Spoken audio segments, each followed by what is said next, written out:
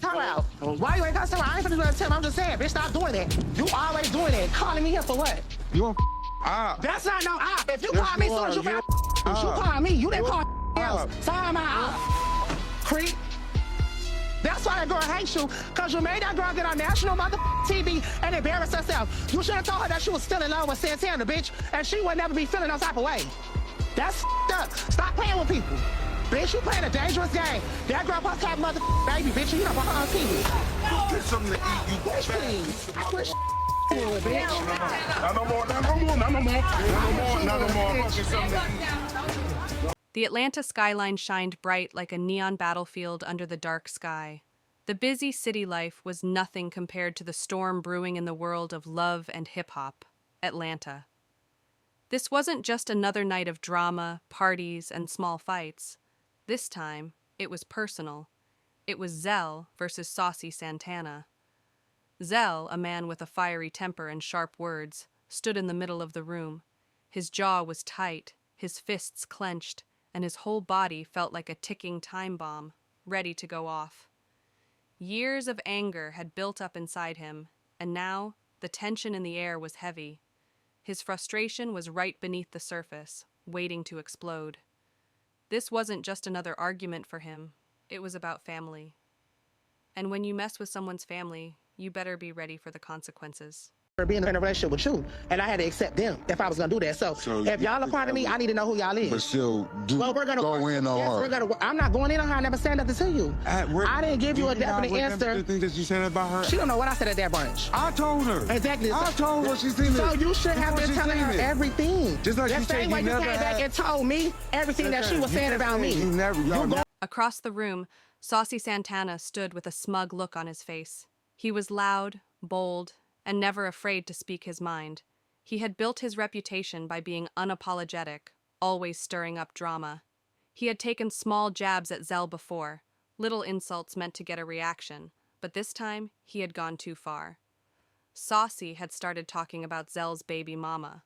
At first, it was just a tweet here, a joke there, but over time, the insults got worse.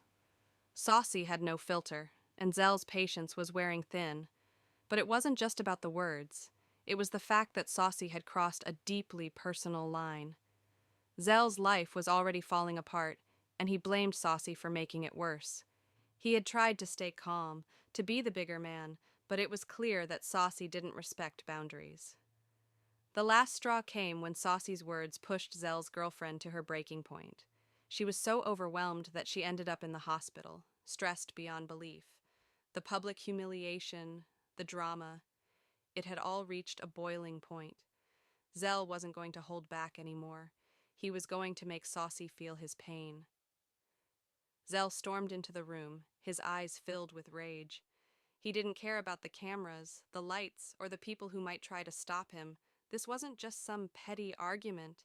This was about his family, his heart, his life, and Saucy had threatened it all. "Yo, Saucy!" Zell's voice cut through the room, silencing the party. Everyone turned to watch, sensing this was more than just another argument. Saucy didn't back down. If anything, he stood taller, his smirk still in place. "What's up, Zell?" he sneered, rolling his eyes. "You still mad about some Twitter nonsense?" Zell's eyes burned with anger. "Nonsense? You think this is just about some tweets? You think you can trash my baby mama, make my girl feel worthless, and I won't do something about it?" Always, you can't ever tell me what. How you want me to support you? I don't want your support because you don't support that. I'm the first bitch you call. I'm the first bitch you call. Saucy let out a loud, sarcastic laugh. "Man, you really gonna stand here and act like I'm the reason your life's a mess? Maybe your problems are your own fault, Zell. Maybe you should take a good look in the mirror before blaming me." Zell's face twisted with anger and disbelief. "You're seriously still talking?" He stepped forward, his body tense with fury. "You think it's just words? You think you can keep running your mouth, disrespecting my family, and nothing's gonna happen?" The crowd around them murmured, the tension growing thicker by the second. The air felt heavy, charged with energy.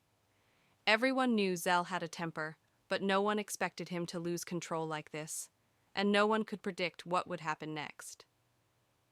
"You don't get it, Saucy," Zell said, his voice low and dangerous. Because of you, I'm losing my kid. Because of you, my girl is in the hospital, barely hanging on. My whole family is falling apart, all because of your reckless mouth. For a moment, Saucy's smug expression slipped, but then he shot Zell a sharp look. Don't try to blame me for your problems, Zell. You think you're the only one who's been hurt? You think I don't have my own demons? Zell's hands shook, not from fear, but from pure rage. I don't care about your demons, Saucy. I care about mine, and because of you, I'm living a nightmare. You want to mock me? Disrespect my family? Well, you just made the worst mistake of your life. Before Saucy could react, Zell moved fast. His hand sliced through the air, slapping Saucy hard across the face. The sound echoed through the room, leaving everyone in stunned silence. It wasn't just a slap, it was a statement, a symbol of Zell's pain, his anger, and the moment he finally snapped. Saucy stumbled back, his cheek burning from the hit. For a second, even he didn't know how to respond. The crowd gasped, some cheered, others hesitated, unsure whether to step in or let the fight play out, but no one dared to interfere. Zell stood tall, his chest rising and falling with heavy breaths. You're not untouchable, Saucy. You might think your fame makes you invincible, but let me tell you something. When you mess with the wrong one, there's no protection, and I am the wrong one. Saucy wiped his cheek, his eyes dark with fury. You think this is over? He hissed. But Zell had already turned away. I'm done talking, he muttered, his voice ice cold. Next time you won't be so lucky. He stormed out of the room, his mind racing. This didn't feel like a victory. It felt like the start of something much worse. The war was far from over, and if Saucy thought this was the end, he was about to learn the hard way just how far Zell was willing to go to protect what was his. Always doing that. You need to take your anger out on the right person, because I ain't do to you. Yes, you did. Every You time you always doing that. You So what you came to do a scene for to cuss me out? Why you ain't cuss her out? Why you ain't cuss her out? Why you ain't cuss her out? Why you ain't cuss her out? Why you ain't cuss her out? I ain't finna do that to him. I'm just saying, bitch, stop doing that. You always doing that. Calling me here for what?